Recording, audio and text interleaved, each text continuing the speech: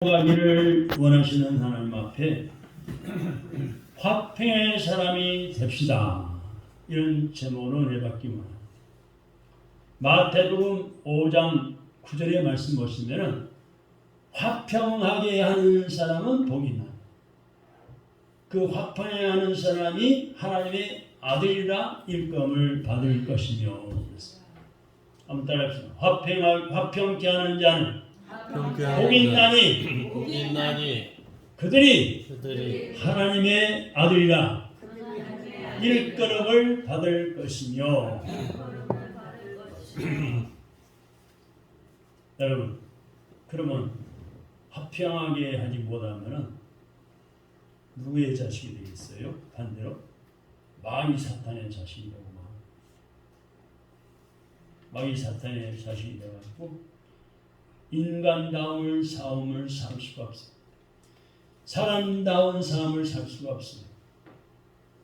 미친 사람처럼 살게 되는 거예요. 여러분 보세요. 길 가다가 이상한 짓 하면은 저 사람 뭐 귀신 들렸나? 마귀 들렸나? 그러지 않아요.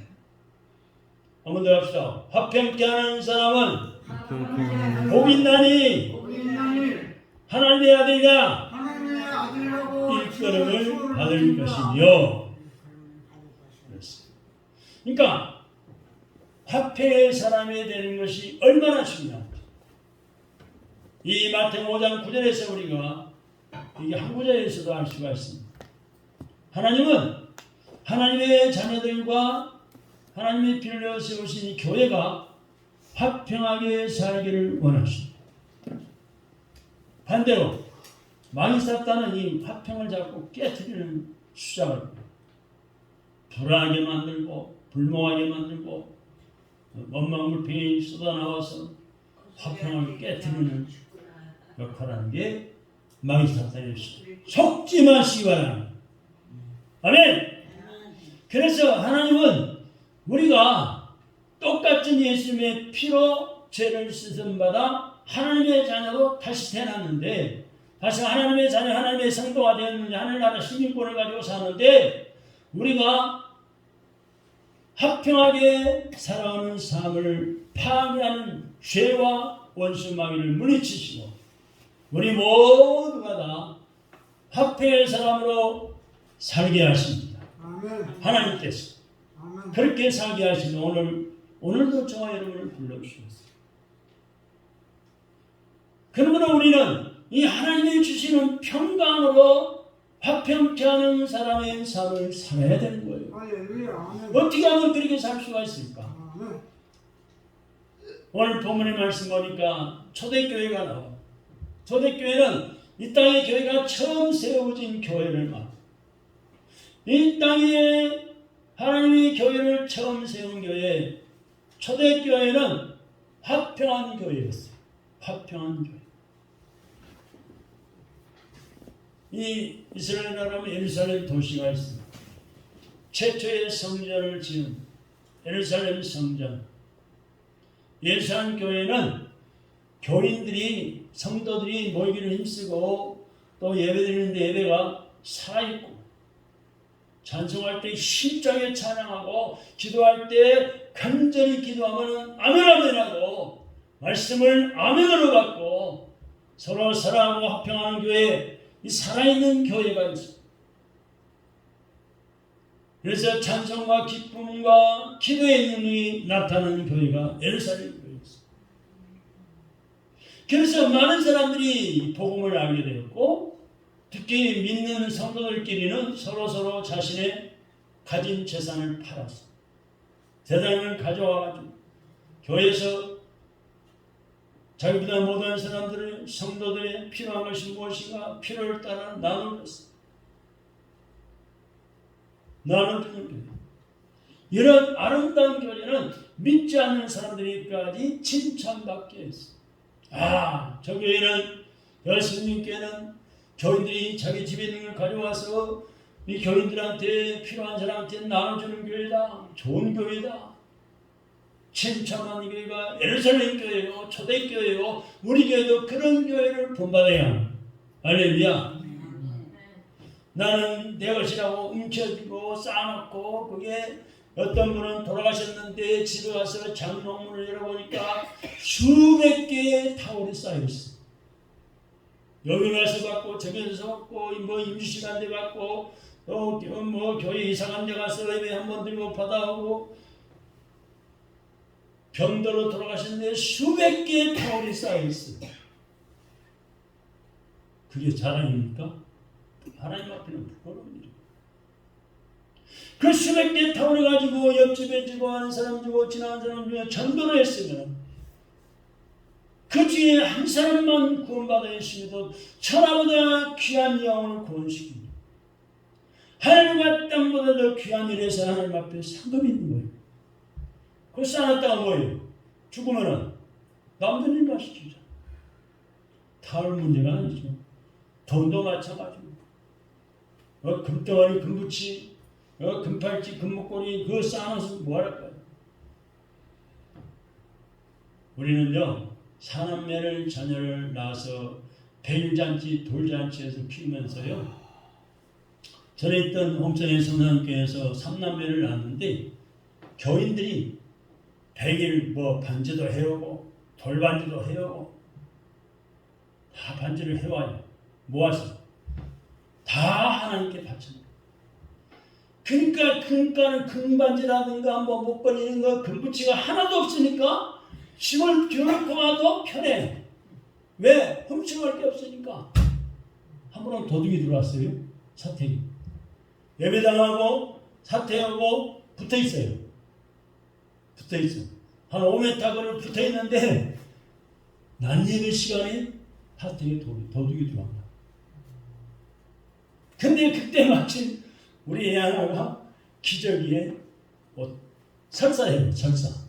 그러니까 사모님이 뒤에 앉아있다가 설사를 했으면 어떻게 이거 냄새는 나고 줄줄 흐르잖아요. 할 수 없이 예배 시간이지만은 사택에 가서 기저귀 가지고 갈아 끼라고 들어갔는데 사택 문 앞에가 모르는 신발이 하나. 우리 부부 신발에 애기 신발 교복이 없어야 파는데 모르는 신발입니다. 그리고 방문을 살짝 열니까 도둑이 인기치게 나니까 장롱 뒤에 숨었다가 그다가 이제 숨어 있었는데 사모님이 이제 기저귀 가지고 나오는 찰나에 다시 한번 쳐다보니까 장롱 뒤에 숨었던 도둑이 고개를 싹 내린 거야. 그래 딱 마주쳐. 그래가지고 벌벌 떠면서 용서해서 잘못했다. 그래가지고 이제 용서해 줄 테니까 일단 교회 와서 예배를 드리자. 예배를 같이 드렸습니다. 예배 끝나고 이제 우리 사모님이 저한테 속작속작 이런 사람이 가면서 상담을 해봤죠. 어디 삽니까? 이름은 누굽니까?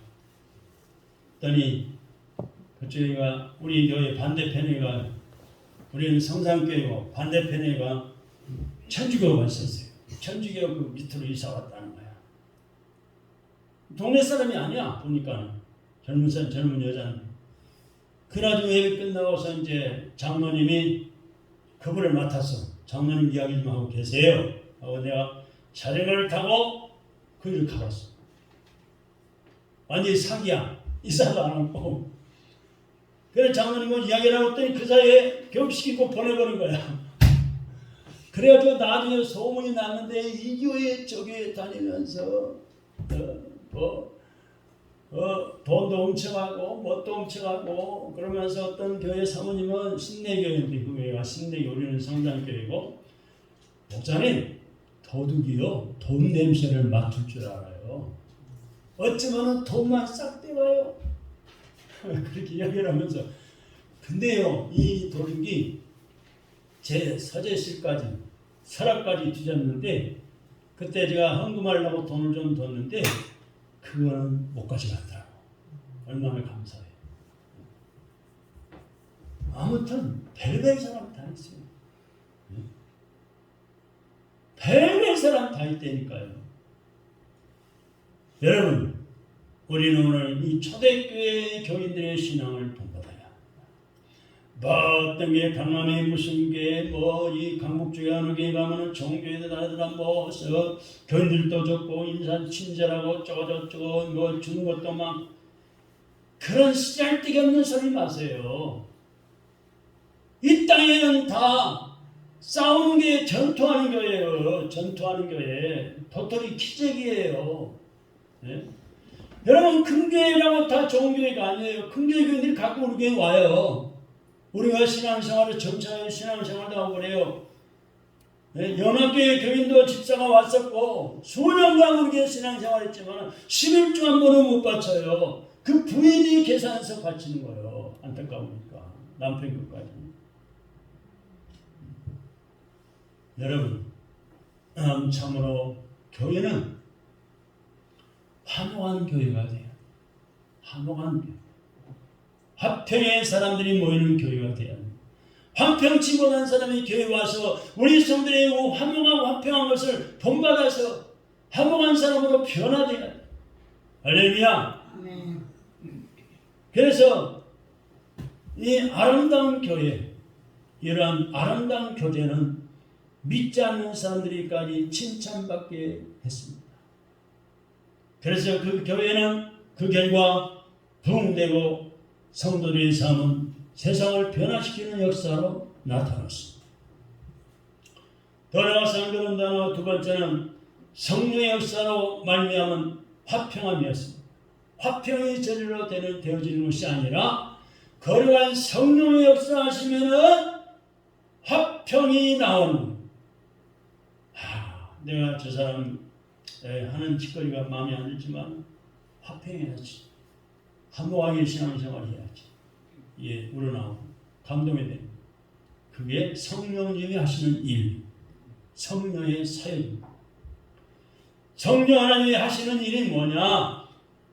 그 죄인에게 역사하면 죄를 회개하고 예수 믿게 만들고 세례받게 하고 세례받은 사람이 많은 교회가 부흥하게 되고 전도해서 부흥하게 되고 또 화평하지 못한 사람이 화평한 사람은 변화되고 이 일을 하시는 분이 성령 하나님이셔요. 아멘? 성령 하나님이 감동받아야 되기 때문에. 그래서 성령의 역사로 말미암은 화평함이 있어야 되는데 우리가 그래서 하나님 앞에 나와 기도할 때마다 저희 집에서도 기도할 때 하나님 내 심령에 우리 예수님께 모든 성도들이 성령 충만하여 화평하며 신앙생활을 하게 하옵소서. 우리 교회가 성령 역사로 화평한 교회가 되게 하옵소서. 이렇게 기도를 하셔야 돼요. 아멘? 예루살렘 교회가 많은 핍박을 받았어요. 핍박을 받는 상황 속에서도 능력과 권세 있는 교회가 된 것은 오로지 성령님의 역사 때문에 그렇게 됩니다. 여러분 우리나라가 우리 한국교회가 일제시대에 신자참배로 얼마나 큰 핍박을 받았습니다. 일본 신사에 대고 절하지 않으면 고문을 당하고 감옥에 갔고 불이익을 당하고 그런 가운데도 신사에 절하지 않고 오직 우리는 하나님만 섬깁니다. 예를 들면서 우리 신앙의 선배들이 얼마나 고난을 많이 겪었고 70년 전에 6.25 전쟁 때 공산주의에 짓밟힌 얼마나 많은 고통과 고난을 겪었습니다. 감옥에 갇히기도 하고 순교하기도 하고 그러나 그런 핍박받는 속에서도 오직 능력의 권세로 교회가 견디고 시험을 이기고 세워진 것은 성령님의 역사 때문입니다. 성령 하나님의 능력으로 이루어집니다. 오순절에 보면 기도하는 성도들 가운데 임하신 성령님은 교회가 하는 모든 일을 주장하시고 역사하셔서 사도들과 성도들의 삶을 든든하게 서게 하고 교회도 역시 평안하여 든든히 세워져서 가게 하셨습니다. 아멘. 그러니까 교회가 평안하고 화평하고 든든히 세워져 가려면 우리가 성령님의 역사에 달라고 기도하시기 바랍니다. 아멘. 여러분의 기도한 대로 되어지는 거예요. 우리가 무슨 재주로 무슨 지혜로 화평을 만들겠어요? 성령님이 역사하셔야 됩니다. 가정생활도 마찬가지입니다. 직장생활, 사업을 해도 마찬가지입니다. 화목하며 화평하는 가정생활, 직장은 사업장이 돼야 되는데 직원들끼리 다투고 시기하고 질투하고 미워하고 네?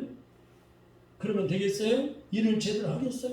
마음이 불안하고 초조해가지고 일도 손에 안 잡히고 저 사람이 나를 어떻게 생각하나? 나를 왜 또 미워할까? 나를 왜 또 시기할까? 질투할까? 별의별 생각이 들어가지고 이 일이 되겠어요? 이 화평이 얼마만큼 중요한 거예요. 할렐루야. 아멘. 세 번째는 그러므로 초대교회를 본받아서 우리는 화평케 하는 삶을 살아야 합니다. 아멘. 아멘. 예수님이 태어나실 때 천사들이 땅에서는 하나님이 기뻐하시는 사람들 중에 평화로다 라고 말씀을 선포했는데 그것은 예수님이 평화의 왕으로 오신 예수님이 할 일 없어 오시는 게 아니에요. 무조건 오신 게 아니에요. 평화의 왕으로 오셨고 우리 믿는 자 모두마다 하나님과 이웃과 더불어서 화평한 삶을 살게 하셨다는 것을 의미합니다. 할렐루야. 그래서 뒤에다가 유한 시대 유리에다가 평화의 왕으로 오신 예수님 이렇게 써붙여놨는데 띄어버렸어요. 내 허락도 없이. 얼마나 좋아요. 볼 때마다 평화의 왕으로 오신 예수. 할렐루야. 아멘. 저는 그 문구를 볼 때마다 은혜가 되는 거예요.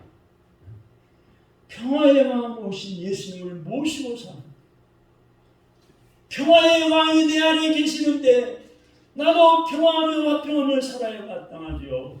할렐루야. 교회 생활 신앙생활 하다 보면 예배 후에 식사를 하거나 교제하다 보면 옆 사람 다른 사람 거 보면 마음에 안 들 수도 있어요. 저도 마찬가지예요. 우리 사모님 주방에서 애를 쓰고 많이 봉사하는데 마음에 안 들 수가 있어요. 짜증이 나기도 해요. 그러나 화평하게 넘치지 않아요. 야단치고 비판하고 꼬집고 염원을 드러내면 그거는 화평을 깨트리는 거예요. 섬기는 자세. 저런 분도 있고 저분은 저게 부족합니다. 내가 채워줘야지. 내가 도와주고 내가 공을 보여야지. 아멘. 아멘. 그렇게 신앙생활. 그게 은혜로운 교회요. 좋은 교회. 화평하는 교회. 평화의 마음으로 오신 예수님이 늘 함께 하시면서 나의 가는 길을 목자가 되어 인도해 주시고 예수님이 각색 병든 자를 다 고치셨는데 마태, 마가, 누가, 요한복음 예수님이 동네 사람들이 다 모였을 때 각색 병든 자를 다 고치신 예수님이 평화의 왕으로 내 안에 계시는데 어떤 병이든 하나님이 못 고치 예수님 못 고치시겠어요? 얼마든지 고칠 수가 있는 거예요. 여러분 화평, 평화를 쫓으면요 마음이 평안해져요. 마음이 평안해지면 병이 쉽게 치료돼요. 여러분 불자는 마음 편해야 살지 이 마음이 불안해 어떻게 살겠냐? 막 그런 말이 나오잖아요.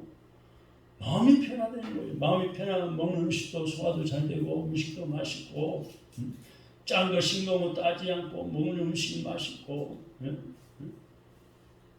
마음이 불안하고 초조하고 화평을 못하고 남을 미워하고 시기할 내 마음이 안 된다고 짜증부리면요 이 먹는 음식도 소화도 잘 안 돼. 맛도 없고. 한번 따라합시다. 우리는 평화의 왕으로 오신 예수님을 모시고 화평하며 삽시다. 화평하며 사는 게 너무 중요해요.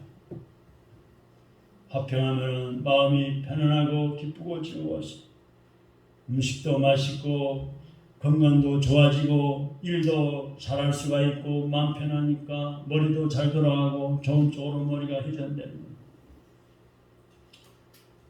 그래서 예수님은 부활 이후에 제자들을 찾아오셔서 숨을 내쉬면서 너희에게 평강이 있을지어다 라고 말씀하십니다. 그것은 예수 믿는 우리 모두를 향한 평강의 선언이었습니다. 그러므로 우리는 주님이 주신 평강을 누리는 삶을 살아야 합니다. 주님이 우리에게 너에게 평강이 있을지어다 복을 주셨는데 주님이 주시는 평강을 누리는 삶을 사는 게 마땅한 거예요. 성경에 보면은 구약성경에 사사 기드온이 나와요. 사사 기드온의 시대는 극도로 불안한 상황이었습니다. 불안해. 지금 우리나라 정치계들이 불안해 보이죠. 그러나 사사로 세움받은 기드온에게 하나님이 찾아오시고 여호와 샬롬이 되셨습니다. 그의 그 여호와만 의지함으로 대적 큰 적을 물리치고 40년 동안이나 평화의 시대를 누리게 됐습니다. 한번 따라합시다. 여호와 샬롬. 여호와 샬롬. 여호와 샬롬이 무슨 뜻이에요? 하나님이 주시는 평화라는 뜻이에요. 하나님의 평화. 우리도 여호와 샬롬, 즉 하나님이 주시는 평화로 화평케 하는 성도의 삶을 살아야 합니다. 교회의 신앙생활이 그렇고 가정에 대한 가정생활이 그렇고 직장 가면 직장생활이 그렇게 돼요. 한 번 더 따라합시다. 여호와 샬롬. 하나님 주시는 평화로 삽시다. 하나님 주시는 평화로 화평케 하는 삶을 살아요. 여러분 작은 연못에 물고기 2마리가 살고 있었어요. 욕심 많은 물고기가 한 마리 있어요. 욕심 많은 물고기는 자기가 그 작은 연못 공간을 다 찾으라고 너무 욕심 부려가지고 한 마리밖에 없는 그 물고기가 다른 한 마리를 괴롭혀서 결국은 2마리 중에 한 마리가 죽었어요. 너무 괴롭히고. 그런데 죽은 그 물고기가 그 연못 안에서 썩으면서 연못이 물이 오염되고 욕심 많은 물고기 역시 결국 병이 들어서 죽고 말았어요. 두목과 한목에 살면서 많은 자손을 퍼뜨리며 화평하며 살아서 얼마나 좋았을까. 그런데 그렇게 욕심부리고 그러다가 병들어 둘 다 죽고 맙니다. 첫사람 아담과 하와는 에덴 동산에 살면서 하나님 주신 부유함과 평강을 누리며 살아갈 수가 있었어요. 얼마든지. 그러나 죄를 지은 후에 하나님과 인간 사이에 막힌 담이, 죄악의 담이 생기게 되고 인간은 하나님을 대적하게 되었습니다. 함께 살아가는 사람들과의 관계도 서로 사랑하며 화평스럽게 살지 못하고 원수가 되고 살인, 분쟁, 시기, 악독이 가득한 채 살게 됐습니다. 그렇게 죄의 종로를 하면서 살아가는 우리 인간을 불쌍히 여기신 하나님께서 사랑하는 아들 하나밖에 없는 올원 단 하나밖에 없는 예수님을 속죄하는 제물로 이 땅에 보내시고 화목제물로 세상에 보내셨어요. 그리고 예수님이 오셔서 십자가의 고난과 죽음을 통해서 또 죽음에 무덤에 묻히신 사건을 통해서 부활하신 사건을 통해서 우리 모든 인간의 죄와 허물을 다 용서해 주시고 죄에서 구원받게 하시고 하나님과 이웃과도 서로 사랑하며 서로 하나가 되어 화평을 이루며 살게 주셨어요. 그러므로 이제 우리는 미움, 다툼, 시기, 질투 다 버립니다. 또 저 형제나 저 자매가 저 사람이 저 정원 사람이 내 마음에 안 들어도 하나님과 이웃과의 관계를 삶을 서로 사랑하며 화평한 삶으로 살아야 합니다. 아멘. 여러분 어떻게 마음에 다 교훈들이 내 마음에 들겠어요? 절대 마음에 안 들어요. 왜냐? 여러분 가정마다 가정 환경이 다르잖아요. 부모가 달랐잖아요. 나를 낳으신 부모의 성격 다 다르잖아요. 쌍둥이도 얼굴도 다르잖아요. 가만 뜯어보면. 그런데 교회에서 또 천차만별의 직업을 가지고 천차만별의 가정생활 속에 자란 사람들이 모이는 곳인데 어떻게 내 마음에 다 들어요? 절대 내 마음에 드는 사람 하나도 없어요. 그러나 우리는 이 하나님의 말씀대로 내가 싫어도 미워도 다투고 싶어도 시기하고 싶어도 질투하고 싶어도 다 그거 다 버려야 되는 거예요. 하나님 원하지 않는 것 다 버리는 거예요. 어떤 형제나 자매나 사람 저 사람 내 마음에 안 들어도 하나님과 우리 이웃 성도들과의 관계와 삶을 따라합시다. 서로 사랑하며 화평하게 삽시다. 아멘. 그러면 첫 번째로 생각해 볼 하나님의 형상이 뭘까요? 창세기 1장에 나오죠. 26절, 27절에 나오는데 우리는 하나님의 형상을 따라 지음받았다고 했어요. 하나님의 형상은 하나님의 모양으로 하나님과 닮은 꼴을 말하는데 이것은 내면적인 인격을 말하는 것으로 에베소 4장 24절에 보니까 의와 진리와 거룩함이라. 한번 따라합시다. 의와 진리와 거룩함. 의와 진리의 거룩함으로 우리가 지음을 받은 거예요. 하나님의 형상과 모양으로 지었다는 것은 하나님의 그 예모, 하나님의 겉의 모습으로 닮았다는 뜻이 아니라 우리가 영적이고 지적이고 도덕적인 존재로 지음을 받았다는 의미가 있어요. 이것은 우리의 마음과 언어, 말, 행함이 하나님을 닮았다는 것인데 하나님의 거룩함과 의와 진리로 닮았다는 것을 말하는 거예요. 죄로 말미암아 잃어버렸던 그 영상은 예수 믿고 회복됐습니다. 아멘? 그럼 우리는 늘 감사 기도하고 찬양하며 하나님의 영광을 나타내는 삶을 살아가야 하는 것입니다. 할렐루야!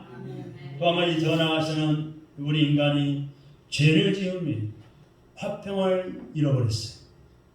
화평을 잃어버린 모습은 어땠을까요? 창세기 4장 3절로 8절의 말씀 보니까 타락함, 하나님의 형상을 잃어버리고 서로 대적하는, 서로 적으로 생각, 투쟁하고 싸우고 시기하고 질투하고 분쟁과 분열과 그런 가운데서 살인까지 저질러서 화평을 잃어버리는 거예요. 그래서 하나님의 형상을 관계로도 해석할 수 있는데요. 관계. 인간은 하나님과 우리 인간과 자연과의 관계에 있어서 아름답고 건강한 관계에 이루어서 조화로운 삶을 살아야 한다는 겁니다. 여러분, 조화로운 삶을 살아야 돼요. 자, 성전에 왔어요. 어떤 교회는 가보면 입구부터 꽃으로 딱 장식이 되어 있어요. 그 강대상에 보면 또 간단하게나마 꽃으로 아름답게 장식이 되어 있어요. 그럼 어때요? 좋아요, 나빠요? 좋죠. 하나님도 좋아하시죠. 이렇게 하나님께 우리가 드리고 우리도 좋고. 그때 어느 교회는 장로님들이 꽃꽂이 한번 하고 화분 하나 사는데 얼마인 줄 아세요? 그러면서 몇십만 원 들여서 꽃꽂이를 하고 화분을 갖다 사놓는데 일주일, 2주 가면은 시들어버리고 버려야 되는데 돈 낭비 아닙니까? 그래가지고 강대상에 꽃 올린 꽃밭 짓는 것을 그 많은 교회가 가능했어요. 실제입니다. 그런 게 제가 어때요? 뭔가 허전하고 썰렁해 보이죠. 상막해 보여요. 네. 조화를 이루면 너무 좋은데 이게 하나 2만 원밖에 안 돼요. 이거 몇 달을 키워야 돼요. 네? 씨를 보관하고 관리하는 거 아니면 1년 내내 관리해야 돼요. 이 종자를 보관해야 될 거 아니에요. 그래서 최소한 내가 국화를 길러 보니까 목사님이 키우고 있는데 이게 보통요 5월달부터 시작해요. 종자를 옮겨 심고 기름주고 싹을 내고 5월달부터 시작을 해갖고 11월이 돼야 꽃이 펴요. 그럼 몇 달이요? 5, 6, 7, 8, 9, 10, 11 한 6개월 이상을 갖고 해야 되는 거예요. 그게 하나도 없는 것보다 이렇게 꽃이 있으면 너무 밝고 아름답고 이쁘잖아요. 네? 여러분 이렇게 조화를 이루어야 돼요. 조화. 하나님과 나와의 관계, 우리 성도들과의 관계 속에서 조화를 이루어야 돼요. 근데 그 조화가 화평의 조화를 이루어야 돼요. 시기, 질투, 다툼 다 버리고 욕심 버리고 화평한 가운데의 조화를, 그때 하나님의 영광 받으시고 더 큰 은혜를 주시고 복을 내려줄 줄 믿습니다. 참으로 우리는 하나님의 형상을 관계로, 하나님과의 관계로 해석할 수 있다는 것을 아시고, 그래서 우리는 조화로운 삶을 살아야 됩니다. 조화로운 삶을, 조화로운 교회가 잘 관계가 이루어져야 되는데, 그래서 교회는요, 못 배운 사람, 많이 배운 사람, 적게 배운 사람, 가난한 사람, 부자, 능력한 사람, 능력하지 못한 사람 섞어 있어요. 왜? 능력한 사람은 모자란 사람에게 도와주라는 거예요. 구제하라고. 조화가 이루어져야 되는 거예요. 여러분, 공산주의가 뭐예요? 똑같이 생산은 똑같이 나눠먹고 삽시다. 근데 어떻게 망했잖아요. 공산이 얼마나 많이 망해서 없애버리고 지금 중국하고 북한만 남았잖아요. 네. 우리는 조화, 관계, 화목, 화평, 오늘 말씀을 꼭 기억하시기 바랍니다. 죄를 지은 후에는 이 모든 관계가 어긋나고, 조화로운 관계가, 화평의 관계가 어긋나고 있어요. 하나님과 어긋나고 사람과 어긋나버리고 삐뚤어지게 됐습니다. 그래서 창세기의 말씀 보니까 가인이라는 사람은 형인데 동생 아벨을 쳐 죽이는 살인상까지 악행을 저지르고, 동생을 네. 그러면은 우리는 어떻게 화평케 하는 자가 될 수가 있을까? 오늘 결론입니다. 에베소 2장 14절 18절의 말씀 보니까 우리 성도는 예수님의 십자가의 죽음을 통해 속죄함과 구원의 은혜를 믿음으로 관계를 회복하는 화평케 하는 삶을 살게 되었습니다. 그래서 죄는 하나님과 인간의 관계의 단절을 가졌어요. 끊어지는 관계. 그래서 하나님과 인간의 관계를 원수된 것이라고 말씀하셨고, 중간에 그 담을 막힌 담이 있다고 말씀했어요. 그래서 이것은 인간이나 세상의 힘과 노력으로 해결할 수 없어요. 그래서 하나님의 은혜와 공율로 막힌 것과 원수된 것을 십자가로 다 허물어버리고 소멸하게 하셔서 회복하게, 화목하게 하셨습니다. 화목하게 하셨어요. 그러므로 이제 우리는 십자가 은혜로 이루신 화목케 하시는 삶을 살아서 화평의 사람이 되어야 합니다. 그럼 마지막으로 이렇게 화평케 하는 성도가 받는 복이 무엇일까요? 오늘 마태복음 5장 9절 아까 읽었죠. 그 말씀 보니까 하나님의 아들이라 일컬음을 받는 것입니다. 죄 가운데서 살아갈 때는 저주와 형벌로 죽음에 이르렀고 사망에 이르렀고 그리스도의 박해 사람이고 소망 없는 자로 살았었는데, 예수님의 십자가의 보혈로 죄수름 받은 후에는 곧바로 하나님의 자녀가 되어서 살게 하십니다. 그래서 우리가 예수 믿는 순간 우리 안에 들어와 계시는 성령님이 하나님을 아바 아버지라 부르게 하시는 거예요.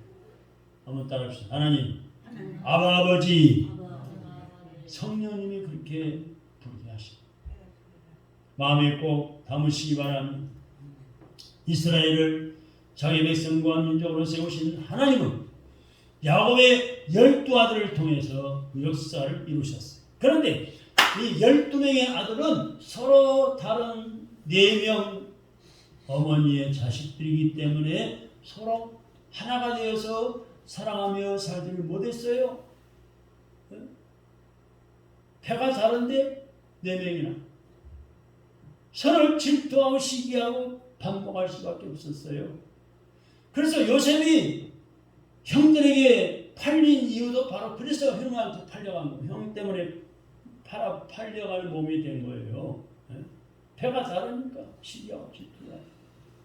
특별히 사사기 시대는 각 지파의 이기적인 판단에 사로잡혀 살게 됐고 같은 동료 이스라엘의 생각을 갖지 못했어요. 결국 이스라엘은 어떻게 됐어요? 남과 북으로 나누는 분리되는 아픔을 겪어야 했습니다. 그럼에도 불구하고 하나님은 대제사장의 옷에 달린 네봇의 날개, 네봇의 12개의 보석을 통해서 하나님의 귀한 백성을 나타내셨습니다. 또한 예수 그리스도를 통해서 여호와 샬롬의 영광을 나타내셨습니다. 그러므로 하나님의 나라는 모든 나라와 족속이 모여서 하나가 되어 화평을 이루는 나라입니다. 할렐루야! 이게 하나님의 나라예요. 그래서 어디 가나 아멘! 할렐루야! 하면 다 통하는 거예요. 다른 나라 백성들. 하나님의 아들과 일컬음을 받는 복을 누리시기를 주님의 이름으로 축원합니다. 기도하겠습니다. 하나님 감사합니다.